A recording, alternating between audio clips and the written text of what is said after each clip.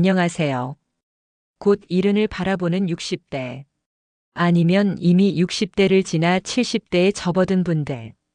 그리고 50대 후반, 인생의 후반전을 준비하고 계신 모든 분들께 드리는 말씀입니다. 살다 보면 어느 순간 문득 이런 생각이 듭니다.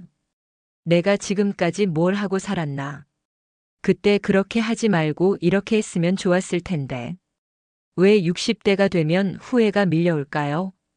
젊을 때는 앞만 보고 달렸습니다. 아이들 키우느라, 집 장만하느라, 직장 일에 치이느라.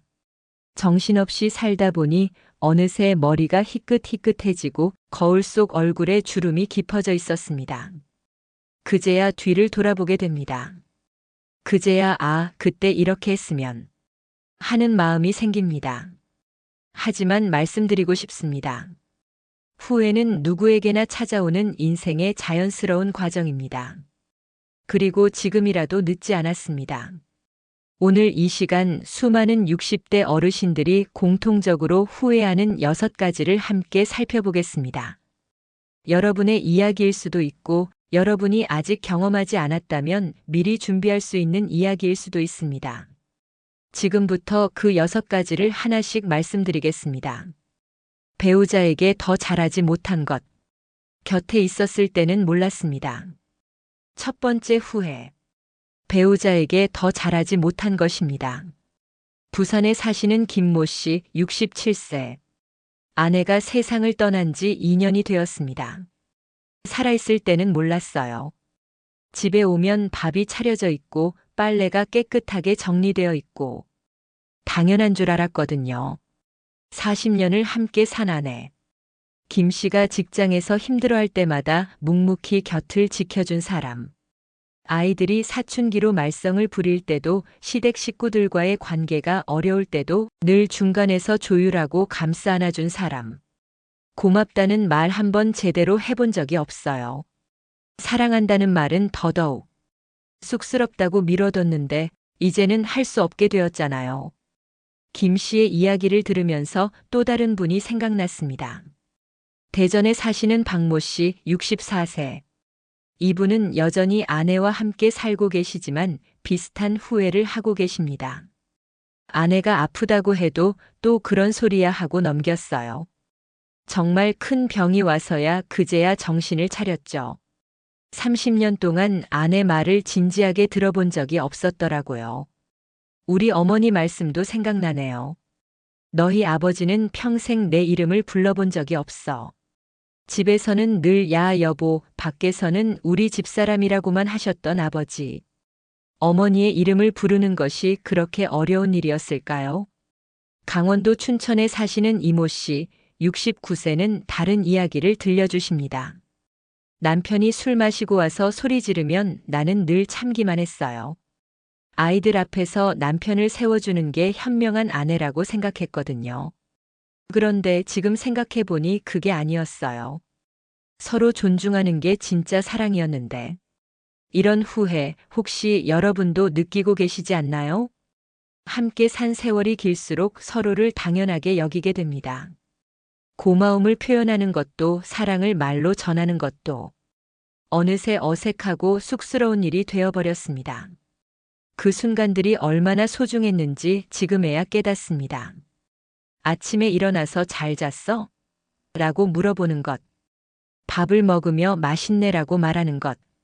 저녁에 오늘 고생 많았어 라고 토닥여주는 것. 이런 작은 말들이 쌓여서 사랑이 되고 그 사랑이 쌓여서 인생이 되는 것인데 우리는 왜 그렇게 말을 아꼈을까요?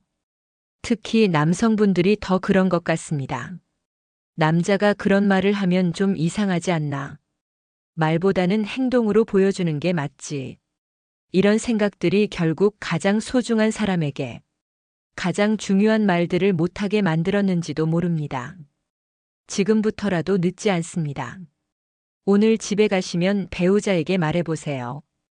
고생 많았어, 고마워, 사랑해. 이 3마디면 충분합니다. 더 구체적으로 말씀드릴게요. 매일 아침 일어나서 잘 잤어? 라고 물어보세요. 식사 후에는 맛있게 잘 먹었어 라고 말씀하세요. 잠자리에 들기 전에는 오늘도 고마웠어라고 말씀해 보세요. 일주일에 한 번은 상대방의 이름을 불러보세요. 다연아 또는 다인 씨라고 말입니다. 이름을 부르는 것만으로도 얼마나 특별한 기분이 드는지 직접 경험해 보시기 바랍니다. 한 달에 한 번은 둘만의 시간을 만들어 보세요. 커피 한 잔 마시러 가거나 동네 한 바퀴 산책하면서 젊었을 때 이야기를 나누어 보세요. 처음에는 어색할 수도 있습니다. 상대방도 놀랄 수도 있습니다. 갑자기 왜 이래? 하고 물어볼 수도 있습니다. 그럼 이렇게 말씀하세요. 나이가 들어보니 당신이 더 소중해져서 그래. 이보다 아름다운 변화는 없을 것입니다. 인생의 동반자에게 마음을 전하는 것. 이것은 나이가 들수록 더욱 소중해지는 일입니다. 돈을 감정적으로 소비한 것. 그때 그 돈이 있었다면. 두 번째 후회. 돈을 감정적으로 소비한 것입니다. 서울에 사시는 박모 씨 63세. 젊은 시절 친구들과의 술자리, 과시욕에 산 비싼 물건들, 그리고 자녀들에게 무분별하게 써준 돈들을 후회합니다. 애들이 뭔가 사달라고 하면 못 사준다는 말을 할 수가 없었어요. 내가 어릴 때 못 가져봤던 것들이니까. 친구들이 좋은 차 타고 오면 나도 질 수 없어서 무리해서 샀고요. 박 씨의 이야기를 듣다 보니 옆집 할아버지가 생각났습니다. 평생 건설 현장에서 일하신 분인데 월급날이면 꼭 동료들과 술자리를 가지셨대요. 한 달 고생한 거 푸는 거지 뭐. 하지만 그 술값으로 나간 돈이 몇십 년간 모이면 지금쯤 아파트 한 채는 살 수 있었을 거라고 하시더라고요. 전주에 사시는 최모 씨 65세는 다른 이야기를 들려주십니다. 딸이 결혼할 때 혼수를 너무 많이 해줬어요. 남 보기에 부끄럽지 않게 하려고. 그런데 정작 지금 나이 들어서 병원비가 없어서 고생하고 있어요. 여성분들 중에서는 이런 분들도 계십니다. 마산에 사시는 김모 씨 61세. 친구들과 백화점에 가면 자꾸 사게 되더라고요. 안 사면 뭔가 초라해 보일 것 같고. 집에 와서 보면 비슷한 옷들이 옷장에 가득한데 그걸 깨달을 때마다 한숨만 나왔어요. 우리 어머니도 그러셨습니다. 장에 가면 계획에 없던 걸 자꾸 사게 돼. 특히 음식은 더 그랬습니다. 애들이 좋아할까봐 혹시나 해서. 결국 냉장고에서 상해버리는 음식들. 젊을 때는 몰랐습니다. 노후에 이렇게 돈이 중요할 줄은. 건강이 나빠지면서 의료비가 이렇게 많이 들 줄은. 아이들이 독립하고 나면 이렇게 외로울 줄은. 감정적 소비의 뒤에는 늘 복잡한 마음들이 있었습니다. 남들에게 보이기 위한 소비. 자녀들에게 미안한 마음에 무분별하게 주었던 돈. 외로움을 달래려고 산 물건들. 스트레스를 풀려고 마신 술값들. 그 순간순간에는 다 이유가 있었습니다.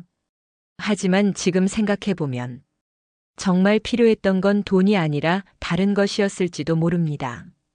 아이들에게 비싼 선물보다는 따뜻한 관심과 대화가 필요했을 수도 있고 친구들에게 보여주려는 것보다는 진짜 속마음을 나눌 수 있는 관계가 필요했을 수도 있고 스트레스를 풀려고 쓴 돈보다는 근본적인 문제를 해결하는 것이 필요했을 수도 있습니다. 특히 우리 세대는 아끼는 것을 미덕으로 여기며 살았는데 정작 감정적인 순간에는 무너지곤 했습니다. 평소에 10원, 100원 아끼면서도 화가 나거나 기분이 좋을 때는 몇만 원, 몇십만 원을 아무 생각 없이 써버리곤 했으니까요. 지금이라도 늦지 않습니다. 먼저 가계부를 써보세요. 내가 무엇에 돈을 쓰고 있는지 정확히 파악해 보세요. 한 달만 기록해봐도 깜짝 놀랄 것입니다. 구체적인 방법을 말씀드릴게요. 작은 수첩 하나를 준비하세요. 매일 저녁 8시 하루에 쓴 돈을 적어보세요. 커피값 3,000원, 버스비 1,500원, 이런 식으로 말입니다. 일주일 후에 보시면 패턴이 보일 것입니다. 그리고 진짜 필요한 것과 그냥 갖고 싶은 것을 구분해 보세요. 무언가를 사고 싶을 때는 하루만 기다려 보세요. 내일도 정말 필요하다면 그때 사자. 놀랍게도 그 다음 날이면 별로 사고 싶지 않은 경우가 많습니다. 용돈도 미리 정해두세요. 한 달에 쓸 수 있는 자유지출 금액을 정하고 그 범위 안에서만 쓰는 겁니다. 마치 어렸을 때 용돈을 받았던 것처럼 말이에요. 무엇보다 감정과 소비를 분리하려고 노력해 보세요. 화가 날 때는 산책을 하고, 스트레스 받을 때는 친구와 대화를 하고, 기분이 좋을 때는 감사 인사를 표현해 보세요. 돈으로 감정을 해결하려 하지 마시고요. 돈은 마음의 평안을 사주지는 못하지만 불안을 덜어주는 것은 분명합니다. 여러분의 남은 인생이 경제적 걱정 없이 평온하기를 바랍니다. 금융 공부를 미뤘던 것. 알았다면 지금쯤. 세 번째 후회. 금융 공부를 미뤄둔 것입니다. 은행에 가면 직원이 알아서 해주겠지. 돈 관리는 남편이 하니까. 투자는 위험하니까 적금만 넣어두면 되겠지. 이런 생각으로 살아온 분들이 많습니다. 광주에 사시는 최모 씨 65세. 평생 직장 생활을 하며 적금만 넣어두었습니다. 친구가 부동산 투자하자고 할 때, 주식 공부해보자고 할 때 나는 늘 그런 건 어려워라고 말했어요. 지금 생각해보니 그냥 귀찮았던 것 같아요. 최 씨와 비슷한 나이의 친구분은 20년 전부터 조금씩 공부하기 시작했답니다. 처음에는 정말 어려웠어요. 용어도 모르겠고. 하지만 조금씩 배우다 보니 재미있더라고요. 지금은 은행 직원보다도 더 잘 알아요. 그 친구분은 지금 경제적으로 여유로운 노후를 보내고 계십니다. 같은 월급을 받았는데도 말이에요. 수원에 사시는 김모 씨, 62세는 다른 후회를 하고 계십니다. 보험도 남편이 다 해놨다고 생각했는데 남편이 세상을 떠나고 보니 보장 내용도 모르겠고 어디에 뭐가 들어있는지도 모르겠더라고요. 보험회사에서 설명해줘도 무슨 말인지. 우리 어머니도 그러셨습니다. 그런 어려운 건 아버지가 알아서 하겠지. 아버지가 아프실 때도 돌아가신 후에도 어머니는 우리 집 경제 상황이 어떤지 정확히 모르셨어요. 반면 옆집 할머니는 달랐습니다. 60세가 넘어서 컴퓨터를 배우기 시작하신 거예요. 손자가 인터넷으로 뭐든지 할 수 있다고 하더라. 처음에는 글자 하나 찾는 것도 어려워하시더니 지금은 인터넷 뱅킹까지 혼자 하십니다. 은행에 갈 필요도 없고 수수료도 안 나가고 참 편해. 인천에 사시는 박모 씨, 67세의 이야기도 들어보세요. 젊었을 때 친구가 아파트 한 채 더 사자고 했을 때 그런 위험한 짓은 못하겠다고 했어요. 그 친구는 지금 여러 채 갖고 있고 나는 하나뿐이고. 그때 조금만 공부했더라면 달랐을 텐데. 물론 투자에는 위험이 따릅니다. 하지만 아무것도 모르고 회피하는 것과 공부해서 신중하게 판단하는 것은 다릅니다. 인플레이션을 고려하면 적금만으로는 실질적으로 돈의 가치가 줄어들 수밖에 없습니다. 30년 전 1만 원으로 살 수 있었던 것들이 지금 1만 원으로는 살 수 없잖아요. 더 큰 문제는 금융 문맹으로 인해 사기를 당하거나 잘못된 선택을 하게 되는 것입니다. 고수익 보장, 원금 보장, 무위험 투자. 이런 말들에 속아서 평생 모은 돈을 잃는 분들이 너무 많습니다. 특히 요즘에는 금융 상품이 정말 복잡해졌습니다. ELS, DLS, 펀드, ETF. 은행 직원이 설명해줘도 무슨 말인지 모르겠고 그냥 알아서 해주세요 하고 맡기게 됩니다. 하지만 내 돈인데 내가 모르면 안 되는 거 아닌가요?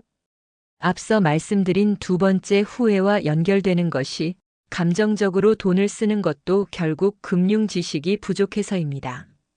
계획적으로 관리하는 방법을 모르니까 그때그때 기분에 따라 쓰게 되는 거죠. 지금부터라도 늦지 않습니다. 도서관에 가서 기초적인 금융 서적을 읽어보세요. 60대를 위한 재테크, 초보자를 위한 금융 상식. 이런 제목의 책들부터 시작하시면 됩니다. 구체적인 공부 방법을 말씀드릴게요. 매주 화요일 오후 2시 도서관에 가세요. 2시간씩 책을 읽으면서 모르는 용어들을 노트에 적어보세요. 집에 와서 인터넷으로 그 용어들을 찾아보세요. 인터넷 강의를 듣거나 신뢰할 만한 전문가의 조언을 구해보세요. 요즘은 유튜브에도 좋은 강의들이 많습니다. 시니어 재테크, 60대 투자 이런 키워드로 검색해보세요. 복잡한 것부터 시작할 필요는 없습니다. 예금, 적금, 펀드, 국채의 기본 개념부터 천천히 익혀가세요. 각각의 장단점을 이해하고 내 상황에 맞는 것을 선택하는 거예요. 가장 중요한 것은 절대 한 번에 큰 돈을 투자하지 마세요. 공부하면서 조금씩 잃어도 괜찮을 만큼만 시작하는 겁니다. 월 10만 원씩이라도 시작해보세요. 알면 두렵지 않습니다. 모르면 모든 것이 위험해 보입니다. 지금이라도 시작하면 앞으로 10년, 20년은 더 현명하게 살 수 있습니다. 잠시 멈춤 마이너스 여기까지 들으시면서 어떤 생각이 드시나요? 첫 번째, 배우자에게 더 잘하지 못한 것. 두 번째, 돈을 감정적으로 소비한 것. 세 번째, 금융 공부를 미뤘던 것. 이 세 가지는 사실 모두 연결되어 있습니다. 가족을 사랑하는 마음, 남에게 보이고 싶은 마음, 복잡한 것을 피하고 싶은 마음. 모두 인간적이고 자연스러운 감정들입니다. 후회라는 것은 결국 사랑에서 나오는 것 같습니다. 사랑하는 사람들에게 더 잘해주고 싶었고, 사랑하는 가족들 앞에서 부끄럽지 않고 싶었고, 사랑하는 사람들을 위해 더 현명하게 살고 싶었던 마음. 그 마음들이 있었기에 지금 후회도 하는 것이고, 그 마음들이 있기에 지금이라도 바꿀 수 있는 것입니다. 이제 나머지 세 가지 이야기도 들어보시겠어요?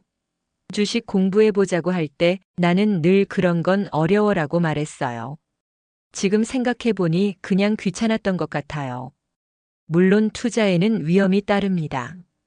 하지만 아무것도 모르고 회피하는 것과 공부해서 신중하게 판단하는 것은 다릅니다. 인플레이션을 고려하면 적금만으로는 실질적으로 돈의 가치가 줄어들 수밖에 없습니다. 더 큰 문제는 금융 문맹으로 인해 사기를 당하거나 잘못된 선택을 하게 되는 것입니다. 지금부터라도 늦지 않습니다. 도서관에 가서 기초적인 금융 서적을 읽어보세요. 인터넷 강의를 듣거나 신뢰할 만한 전문가의 조언을 구해보세요.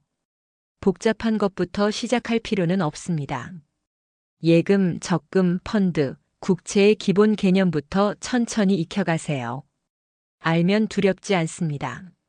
모르면 모든 것이 위험해 보입니다. 건강을 소홀히 한 것. 젊을 때 몸이 재산인 줄 몰랐습니다. 네 번째 후회, 건강을 소홀히 한 것입니다. 20대, 30대, 40대까지는 무리해도 괜찮았어요. 밤새 일해도 술 마셔도 담배 피워도 다음 날이면 금방 회복되었거든요. 그때는 몸이 무적인 줄 알았습니다. 아프면 그냥 참으면 되고, 피곤하면 커피 한 잔이면 되고, 스트레스 받으면 술 한 잔이면 모든 게 해결될 것 같았습니다. 나는 아직 젊으니까 이 정도는 괜찮아라고 스스로를 달래며 몸의 신호를 무시했습니다. 하지만 50대가 넘어가면서 달라집니다. 관절이 아프기 시작하고 소화가 잘 안 되고 계단 오르기가 힘들어집니다. 그제야 깨닫죠. 아, 몸이 예전 같지 않구나. 대구에 사시는 이모 씨, 68세. 젊었을 때 공사 현장에서 일하며 무릎을 혹사시켰습니다. 그때는 돈 벌기 바빴어요. 아픈 것쯤이야 참으면 되는 줄 알았고요. 하루 12시간씩 무릎 꿇고 타일 작업을 했어요. 무릎이 퉁퉁 부어도 파스 붙이고 일했죠. 그런데 지금은 잠깐 걸어도 무릎이 아픕니다. 손자와 공원에서 뛰어놀고 싶어도 못해요. 그 아이가 할아버지 같이 뛰어요 할 때마다 정말 마음이 아파요. 부산에 사시는 박모 씨, 64세는 평생 흡연을 했습니다. 담배가 나쁜 줄 알면서도 끊지 못했어요. 스트레스 받을 때마다 담배 한 갭이면 마음이 편해지더라고요. 20대부터 시작해서 하루 한 갑씩 40년을 피웠어요. 그런데 작년에 폐에 그림자가 생겼다는 진단을 받았어요. 다행히 암은 아니었지만 그날 밤 정말 잠이 오지 않았습니다. 왜 진작 끊지 못했을까 하는 후회만 밀려왔어요. 서울에 사시는 김모 씨, 62세는 평생 야근에 시달렸습니다. 회사에서 인정받고 싶었어요. 남들보다 일찍 출근하고 늦게 퇴근했죠. 주말에도 나와서 일했어요. 일벌레라는 소리를 들으면 오히려 자랑스러웠어요. 그런데 50대 후반에 당뇨병 진단을 받았어요. 의사가 그러더라고요. 스트레스와 불규칙한 생활 때문이라고. 그때서야 깨달았어요. 내가 몸을 너무 혹사시켰구나. 건강은 잃고 나서야 그 소중함을 깨닫게 됩니다. 돈은 벌 수 있지만 건강은 한 번 잃으면 되돌리기 어렵습니다. 아니, 거의 불가능합니다. 그런데 다행인 것은 지금부터라도 늦지 않다는 것입니다. 오늘 당장 시작할 수 있는 것들이 있습니다. 매일 30분씩 걷기부터 시작해 보세요. 아침 6시 30분, 저녁 7시, 시간을 정해두고 집 주변을 돌아보는 겁니다. 처음에는 10분도 힘들 수 있어요. 그럼 5분부터 시작하세요. 매주 5분씩 늘려가면 한 달 후엔 30분을 채울 수 있습니다. 계단 이용하기. 엘리베이터 대신 계단을 이용해 보세요. 무릎이 아프시다면 한 층씩만이라도요. 오르면서 하나, 둘, 셋 계단을 세어보세요. 어제보다 한 개라도 더 올라갔다면 그것만으로도 발전입니다. 금연, 금주는 단계적으로. 하루아침에 끊기는 어려워요. 담배를 피신다면 하루에 한 개비씩 줄여보세요. 술을 마신다면 주 3회에서 주 2회로, 주 2회에서 주 1회로요. 작은 변화가 큰 변화를 만듭니다. 정기 건강검진은 절대 거르지 마세요. 1년에 한 번 꼭 받으세요. 별다른 증상이 없어도요. 우리 어머니도 그러셨는데 아픈 데가 없는데 왜 병원에 가느냐고 하셨어요. 그런데 막상 검진을 받아보니 혈압이 높더라고요. 미리 발견해서 관리할 수 있었던 거죠. 거창한 운동을 할 필요는 없습니다. 집 주변을 산책하는 것만으로도 충분합니다. 계단을 한 층씩 더 올라가는 것만으로도 의미가 있습니다. 여러분의 몸은 여러분이 가진 가장 소중한 집입니다. 그 집을 잘 관리하는 것, 그것이 바로 자신을 사랑하는 일입니다. 취미나 도전 없이 살아온 것. 나만의 시간이 없었습니다. 5번째 후회, 취미나 도전 없이 살아온 것입니다. 학교 졸업하고 바로 직장 다니고 결혼하고 아이 낳고 그렇게 40년을 살다 보니 나만의 시간이라는 게 없었어요. 앞서 말씀드린 건강 관리와도 연결되는 부분인데요. 우리는 너무 바쁘게 살았습니다. 아니, 바쁘게 살아야 한다고 생각했습니다. 취미라는 것은 사치품 같은 거라고 여겼죠. 인천에 사시는 정모 씨, 61세. 최근 정년 퇴임을 한 후 무료함을 호소합니다. 회사에서는 바빴는데 집에 있으니 할 일이 없어요. 텔레비전 보고 낮잠 자고. 이게 전부예요. 친구들도 다들 바쁘고 아내는 아직 일하고 있고. 하루가 너무 길어요. 이게 내 남은 인생인가 싶어서 허탈합니다. 광주에 사시는 최모 씨, 59세는 평생 가정에만 매여 살았습니다. 결혼하고 애 셋을 낳아 기르느라 정신없었어요. 큰아이 대학 보내고 둘째 시집 보내고 막내 취업까지. 30년을 그렇게 살았어요. 그런데 아이들이 다 독립하고 나니 허전하더라고요. 나는 뭘 좋아하는지 뭘 하고 싶은지도 모르겠어요. 엄마 아내로만 살다 보니 나라는 사람이 없어진 것 같아요. 전주에 사시는 김모 씨, 66세는 다른 이야기를 들려줍니다. 젊을 때 그림을 좋아했어요. 미대에 가고 싶었는데 집안 형편상 안 됐죠. 그래도 틈틈이 스케치는 했어요. 그런데 결혼하고 아이 낳고 나서는 붓을 잡을 시간이 없더라고요. 나중에 하다가 40년이 지났어요. 요즘 문화센터에서 그림 강의가 있다는 걸 알았는데 이제 와서 시작하기엔 너무 늦은 것 같아요. 젊은 시절에는 취미가 사치처럼 느껴졌습니다. 먹고 살기도 바쁜데 무슨 취미야? 그런 건 여유 있는 사람들이나 하는 거지. 가족 뒷바라지하기도 벅찬데 언제 그런 걸 해? 하지만 지금 생각해보니 그게 아니었습니다. 취미는 사치가 아니라 필수였습니다. 나만의 시간, 나만의 공간, 나만의 즐거움이 인생을 얼마나 풍요롭게 만드는지 이제야 알겠습니다. 옆집 할머니는 70세에 서예를 시작하셨어요. 처음엔 붙잡는 것도 어색해 하시더니 이제는 동네에서 서예 전시회까지 여세요. 글씨를 쓰고 있으면 마음이 편해져요.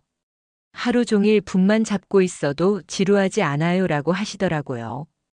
우리 아버지는 65세에 우쿨렐레를 시작하셨습니다. 이 나이에 뭔 악기냐고 처음엔 반대했는데 지금은 동네 할아버지들과 밴드까지 만드셨어요. 매주 토요일마다 공원에서 연주하시는데 그때 아버지 표정이 정말 행복해 보여요. 지금부터라도 늦지 않습니다. 뭔가 새로운 것을 시작해 보세요. 구체적으로 어떻게 시작하실 건가요? 첫째, 작고 간단한 것부터 시작하세요. 그림을 그리고 싶다면 먼저 연필과 스케치북 하나만 사세요. 매일 아침 15분씩 창밖 풍경을 그려보는 겁니다. 처음엔 선 하나 그어도 떨릴 거예요. 괜찮습니다. 완벽할 필요 없어요. 둘째, 동네 문화센터나 복지관을 활용하세요. 요즘은 정말 다양한 프로그램이 있어요. 노래교실, 춤교실, 요리교실, 컴퓨터교실. 매주 화요일 오후 2시, 목요일 오전 10시, 이런 식으로 정해진 시간이 있으니 규칙적으로 할 수 있어요. 셋째, 혼자 하기 부담스러우면 친구와 함께 시작하세요. 우리 같이 뭔가 해볼까? 이런 말로 시작해보세요. 혼자는 쑥스럽고 어색해도 친구와 함께라면 용기가 나죠. 넷째, 목표를 너무 크게 잡지 마세요. 피카소가 될 필요 없고 모차르트가 될 필요도 없어요. 그저 내가 즐거우면 그것으로 충분합니다. 오늘 30분 동안 내가 좋아하는 일을 했다는 것만으로도 의미가 있어요. 새로운 도전은 뇌를 젊게 만들고 새로운 사람들과의 만남을 가져다 주고 무엇보다 나도 아직 할 수 있구나라는 자신감을 줍니다. 그러게요. 취미가 있는 사람과 없는 사람의 차이는 정말 크더라고요. 취미가 있는 분들은 눈이 반짝반짝 살아있어요. 이야기할 거리도 많고 만날 사람도 있고 기대할 내일도 있고요. 시작하기에 가장 좋은 날은 오늘입니다. 혼자 사는 법을 준비하지 않은 것. 언젠가는 혼자가 될 텐데. 여섯 번째 후회, 혼자 사는 법을 준비하지 않은 것입니다. 인생을 살다 보면 언젠가는 혼자가 되는 순간이 옵니다. 배우자가 먼저 세상을 떠날 수도 있고 자녀들은 자신의 삶을 살아가야 하고 친구들도 하나둘 멀어지게 됩니다. 이것은 슬픈 현실이지만 피할 수 없는 인생의 과정이기도 합니다. 앞서 말씀드린 취미의 중요성과도 연결되는 부분인데요. 혼자 있어도 즐거울 수 있는 일들을 미리 준비해 두는 것이 얼마나 중요한지 깨닫게 됩니다. 부천에 사시는 한모 씨 69세. 남편이 세상을 떠난 후 3년째 혼자 살고 있습니다. 결혼하고 40년 동안 혼자인 적이 없었어요. 아침에 일어나면 남편 아침 차려주고 저녁엔 함께 텔레비전 보고. 그런데 갑자기 혼자가 되니까 모든 게 처음이에요. 혼자 밥 먹는 것도, 혼자 잠드는 것도, 혼자 병원 가는 것도. 특히 저녁 시간이 제일 힘들어요. 그때가 되면 남편이 오늘 뭐 했냐고 물어보던 시간이거든요. 대전에 사시는 박모 씨, 71세는 아내를 먼저 보낸 지 5년이 됐습니다. 우리 아내가 모든 걸 다 해줬어요. 밥하고 빨래하고 청소하고. 나는 정말 아무것도 몰랐어요. 라면 끓이는 것도 서툴렀거든요. 처음 몇 달은 정말 막막했어요. 컵라면으로만 연명했죠. 지금은 조금씩 배워서 간단한 반찬 정도는 만들 수 있게 됐는데 그때 좀 더 배워뒀으면 좋았을 걸 그래요. 창원에 사시는 이모 씨, 68세는 자녀들이 모두 외국에 나가 있습니다. 아들은 미국에, 딸은 호주에 있어요. 처음엔 자랑스러웠는데 막상 혼자 지내보니까 외로워요. 전화는 자주 하지만 그래도 아플 때 옆에 있어줄 사람이 없다는 게 가장 무서워요. 이번 여름에 감기가 심하게 걸렸는데 병원 가는 것도 혼자, 약 먹는 것도 혼자. 그때 정말 막막했어요. 젊을 때는 생각하지 못했습니다. 늘 누군가와 함께 있을 것이라고 생각했습니다. 혼자가 되는 것을 준비한다는 것 자체가 불길하고 슬픈 일이라고 여겼습니다. 그런 생각하지 마. 우리는 함께 늙어갈 거야. 이렇게 말하며 애써 외면했죠. 하지만 혼자가 되는 것은 슬픈 일만은 아닙니다. 혼자만의 시간을 즐길 수 있게 되면 그것만큼 자유롭고 평온한 일도 없습니다. 수원에 사시는 정모 씨, 74세는 다른 이야기를 들려줍니다. 남편 없이 산 지 7년째예요.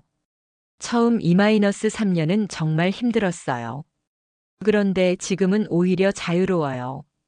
내가 보고 싶은 드라마 보고, 내가 먹고 싶은 음식 해 먹고, 내가 가고 싶은 곳에 가고. 남편 눈치 볼 필요도 없고, 누구 뒷바라지할 필요도 없어요. 어제는 혼자 영화관에 갔는데 정말 오랜만에 마음껏 웃었어요. 지금부터라도 늦지 않습니다. 혼자서도 즐길 수 있는 일들을 찾아보세요. 구체적으로 어떻게 준비하실까요? 첫째, 기본적인 생활 기술을 익혀두세요. 남성분들은 요리와 청소, 빨래를 배워두시고요. 여성분들은 전기나 수도 같은 간단한 수리법, 인터넷 뱅킹 같은 것들을 익혀두세요. 유튜브에 보면 정말 친절하게 알려주는 영상들이 많아요. 둘째, 혼자 외출하는 연습을 해보세요. 처음에는 가까운 카페에서 커피 한 잔 마시는 것부터요. 다음엔 혼자 식당에서 식사해보고 그 다음엔 혼자 영화 보러 가보세요. 처음엔 어색하고 민망할 수 있어요. 하지만 익숙해지면 그 자유로움을 느끼게 될 거예요. 셋째, 혼자만의 취미를 하나씩 만들어 가세요. 독서, 퍼즐, 원예, 산책. 다른 사람 없이도 할 수 있는 일들 말이에요. 매일 오후 3시엔 책을 읽는다든지 저녁 7시엔 베란다에서 화초를 돌본다든지 이런 루틴을 만들어 보세요. 넷째, 혼자 여행을 떠나보세요. 당일치기로 가까운 곳부터 시작해서요. 버스 타고 인근 도시에 가서 구경하고 오는 것만으로도 충분해요. 혼자서도 얼마든지 즐거울 수 있다는 걸 확인할 수 있을 거예요. 다섯째, 응급 상황에 대비하세요. 자주 연락할 수 있는 이웃이나 친구 한두 명은 만들어 두시고요. 응급실 전화번호, 가스전기 회사 번호 같은 것들을 눈에 잘 보이는 곳에 적어 두세요. 누구의 눈치도 보지 않고 내가 원하는 대로 내 속도에 맞춰 살아가는 것. 혼자 사는 법을 아는 것은 더 나은 관계를 만드는 비결이기도 합니다. 혼자 있어도 외롭지 않은 사람이 다른 사람과 함께 있을 때도 더 자연스럽고 편안합니다. 우리 동네 할머니 한 분이 그러시더라고요. 혼자 사는 게 처음엔 무서웠는데 지금은 이만한 자유가 없어요. 아침에 일어나서 오늘은 뭘 할까 생각하는 그 순간이 설레요. 지금까지 6가지 후회에 대해 말씀드렸는데요. 잠시 한번 생각해 보세요. 이 모든 후회들이 무엇 때문에 생겼을까요?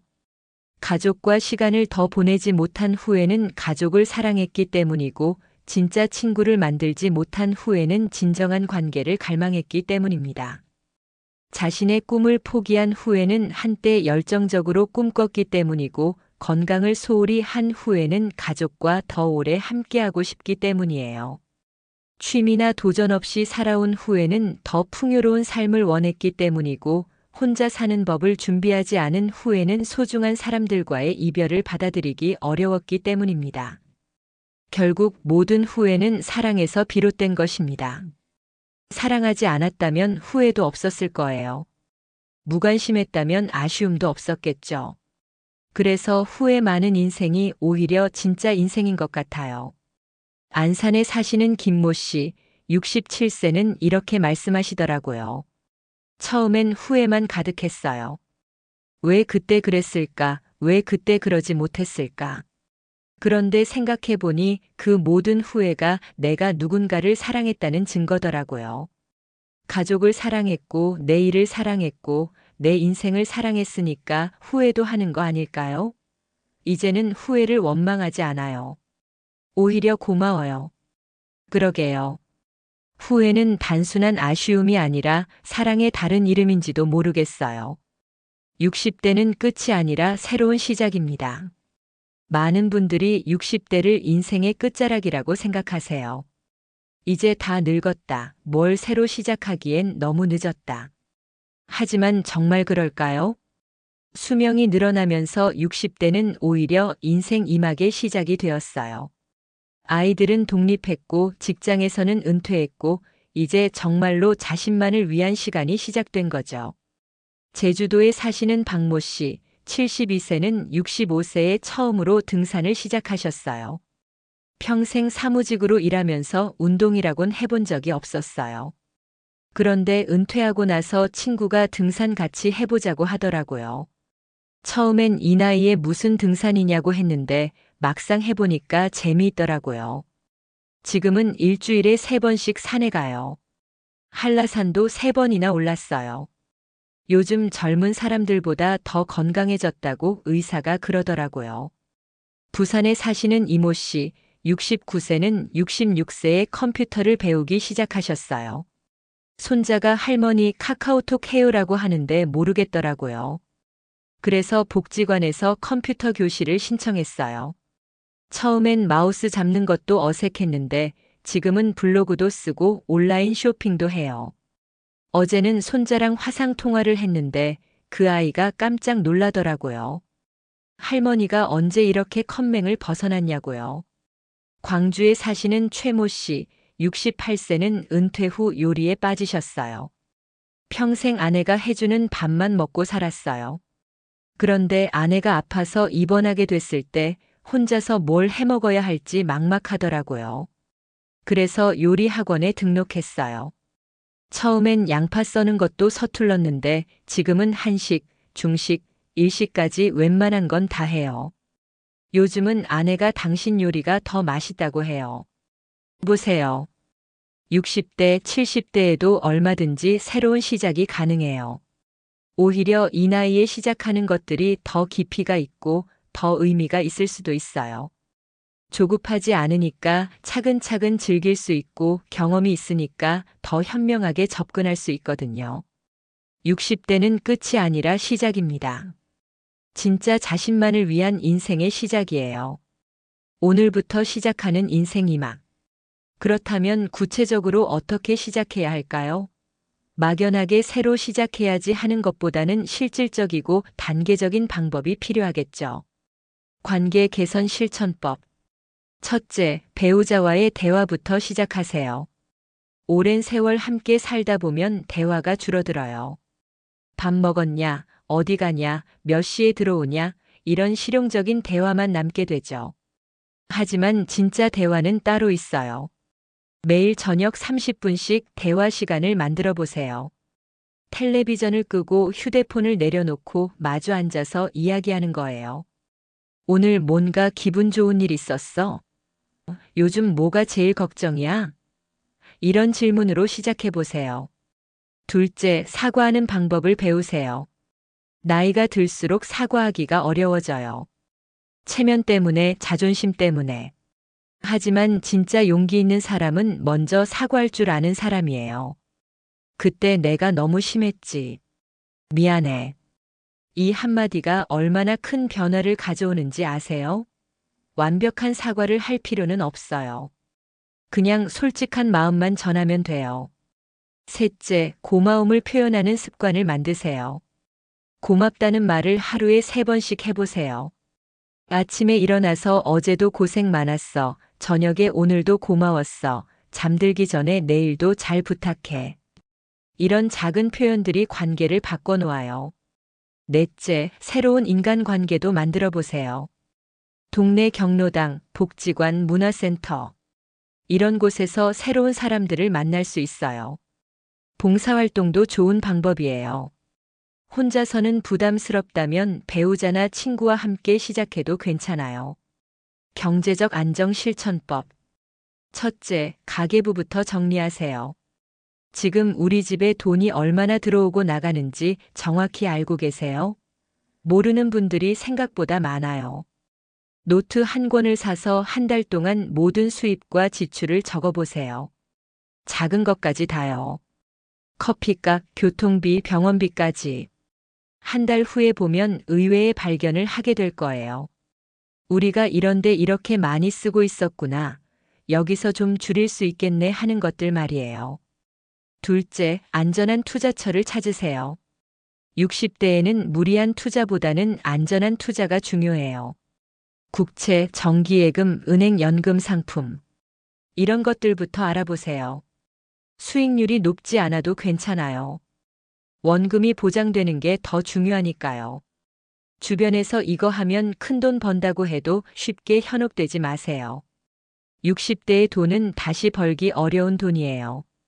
셋째, 비상금을 준비하세요. 갑자기 병원에 가야 하거나 집에 수리할 곳이 생기거나 예상치 못한 지출이 생길 수 있어요. 월 생활비의 6개월분 정도는 별도로 모아두세요. 마음의 여유가 달라져요. 넷째, 연금과 보험을 점검하세요. 국민연금, 개인연금, 건강보험, 의료보험. 내가 가입한 것들이 무엇인지, 언제부터 얼마나 받을 수 있는지 정확히 확인하세요. 모르는 부분이 있으면 국민연금공단이나 보험회사에 직접 문의해 보세요. 건강과 취미 실천법. 첫째, 실내에서 할 수 있는 운동부터 시작하세요. 바깥 날씨가 나쁘거나 몸이 좀 불편할 때도 할 수 있는 운동들이 있어요.